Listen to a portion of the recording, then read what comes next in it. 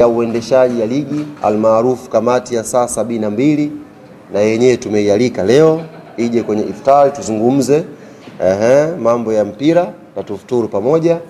Lakini pia tumealika kamati ya waamuzi. Tunaamini pia mwaliko wetu ambao tumeutuma kwa waamuzi mbalimbali ambao wako Tanzania, wako Dar es Salaam sasa hivi wataweza kuhudhuria.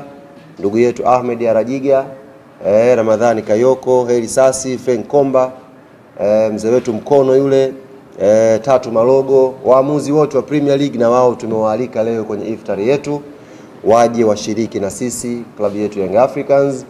Na tumealika pia timu zinazoshiriki ligi kuu. Tumealika mtani wetu Simba Sports, tumewaalika Azam Football Club, tumewaalika Singida na timu nyingine ambazo zinashiriki ligi kuu.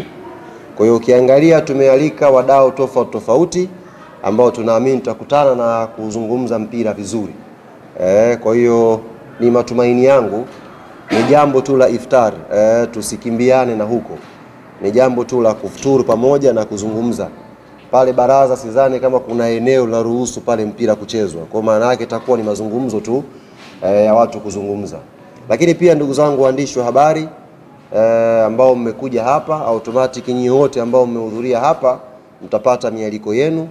Tumewaalika pia wachambuzi mbalimbali kwa sababu tumeona hivi karibuni wachambuzi mmekuwa mkomoto kweli kwenye kuchambua, mnafanya kazi nzuri kwenye kupromote mpira.